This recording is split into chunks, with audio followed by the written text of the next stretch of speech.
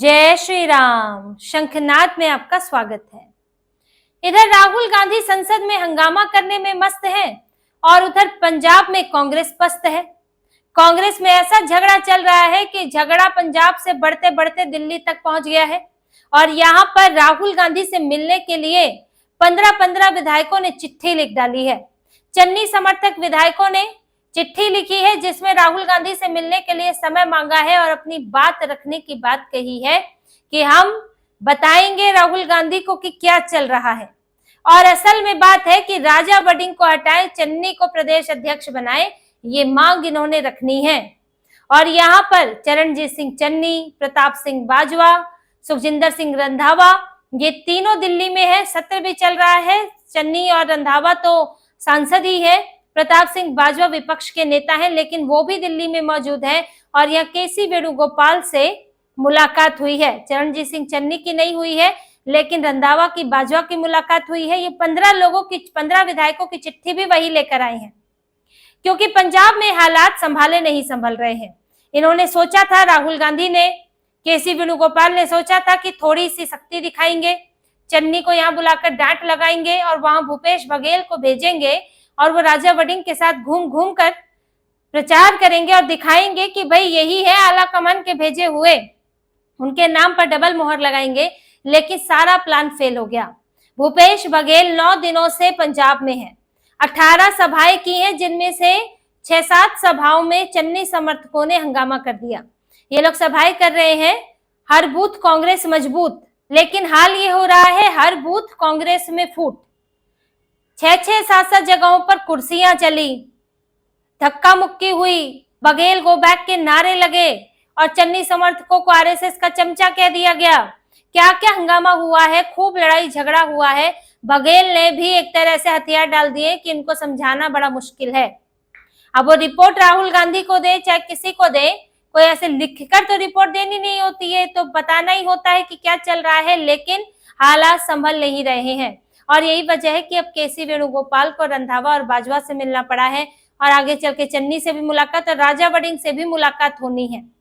राजा वड़िंग भी थोड़ा सा वो भी आगे बढ़ गए। उन्हें लगा कि भाई अब तो चन्नी तो एकदम पत्ता साफ हो गया, कुछ घोषणाएं कर दी, यहाँ तक कि टिकट बंटवारे तक की बात करने लगे और इससे सबसे ज्यादा समस्या बढ़ गई क्योंकि चरणजीत सिंह चन्नी को लगता है कि अगर चलिए प्रदेश अध्यक्ष बने तो बने राजा वड़िंग, लेकिन टिकट बंटवारे में मेरा भी उसमें सहमति होनी चाहिए क्योंकि जिसके ज्यादा विधायक होंगे वो ही विधायक दल का नेता चुना जाएगा।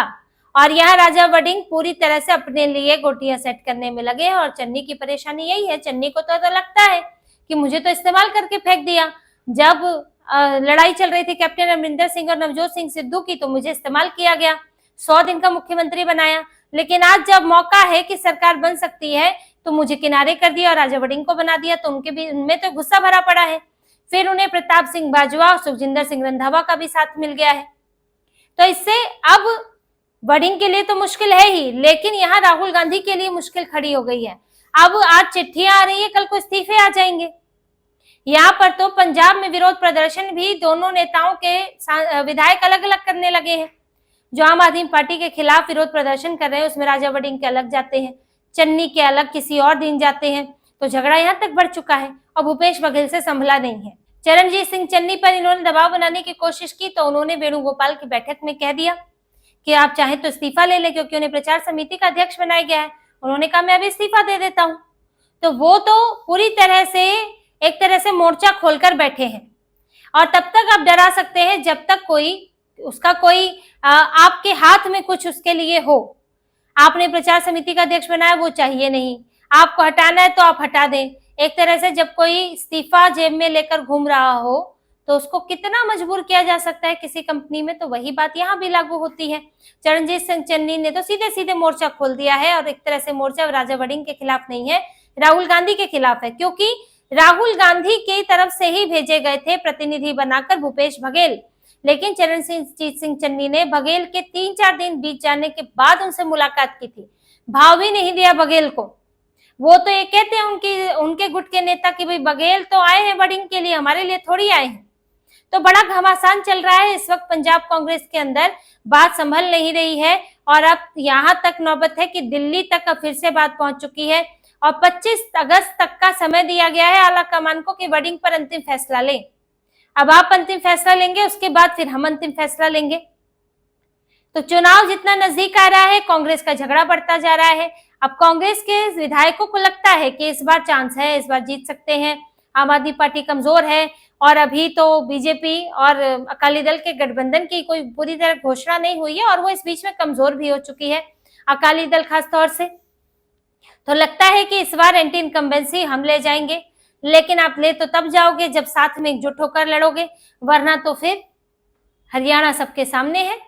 कई बार इसका उदाहरण मैं दे चुकी हूँ कि कैसे एक दूसरे को हराया गया, वही हाल यहाँ भी होने वाला है। और जिस तरह से खुलकर हो रहा है, उससे राहुल गांधी को मजबूर होना पड़ सकता है कि वो चरणजीत सिंह चन्नी को कोई ऐसा आश्वासन दे या कुछ ऐसा दे जो कि राजा वड़िंग के बराबर हो, जो चन्नी और उनके समर्थकों की आगे की आशंकाओं को दूर करता हो। क्योंकि देखिए, होता क्या है कि जो विधायक जो मुख्यमंत्री बनेगा, फिर आगे वो अपनी कैबिनेट चुनता है। भले ही आला कमान से मंजूरी होती है, लेकिन रिकमेंडेशन जाता है और जिसके जो मुख्यमंत्री होगा उसके गुट के नेताओं को, उसके गुट के विधायकों को ज्यादा मौके मिलेंगे मंत्री बनने के, अगर सरकार बन जाती। यहाँ तक कि उसके गुट के नेताओं को टिकट मिलने भी आसान होगा।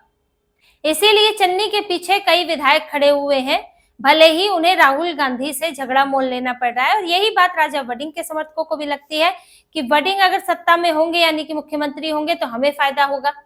अब इसमें कांग्रेस को बीच का रास्ता खोजना है और इसमें कांग्रेस जो है, सबसे ज्यादा कांग्रेस की स्थिति खराब होती है। फिर या तो आप रिस्क लो कि चन्नी के बिना और चन्नी समर्थकों के बिना लड़ेंगे, नहीं तो फिर इसी तरह से टूटी फूटी कांग्रेस के साथ बढ़ो, क्योंकि राजा वड़िंग को हटाना तो और बेइज्जती की बात होगी। क्योंकि अब बात होने लगी है कांग्रेस में कि हम इस तरह के दबाव के सामने नहीं झुक सकते, वरना ये दबाव तो फिर हर जगह रहेगा। फिर चाहे अभी कांग्रेस का कर्नाटक में क्या हाल हुआ, केरल में क्या हाल हुआ, फिर तो हिमाचल में भी, फिर कहीं और भी, फिर इसी तरह से चलता रहेगा कि कमजोर नजर आएंगे। तो ऐसी दुविधा चल रही है कि राजा वड़िंग को हटा नहीं सकते, चन्नी को भगा नहीं सकते, चन्नी राजा वड़िंग साथ रहने को तैयार नहीं है, तो करे क्या। और इसीलिए झगड़ा बढ़ता जा रहा है। अब केसी वेणुगोपाल से जो चर्चा हो रही है, फिर वो मैसेज जाएगा राहुल गांधी तक, फिर कुछ एक मुलाकात हो सकती है। लेकिन अब चन्नी को क्या चाहिए, अगर वो प्रदेश अध्यक्ष के अलावा किसी चीज और मानते हैं तो वो क्या है और उन्हें क्या चाहिए, इसके आधार पर निर्भर करेगा कि कांग्रेस उन्हें वो दे सकती है, नहीं दे सकती है, क्या फैसला करते हैं। वरना कांग्रेस के लिए ये चुनाव जो है वो अभी से ही हार की कहानी लिख रहे हैं।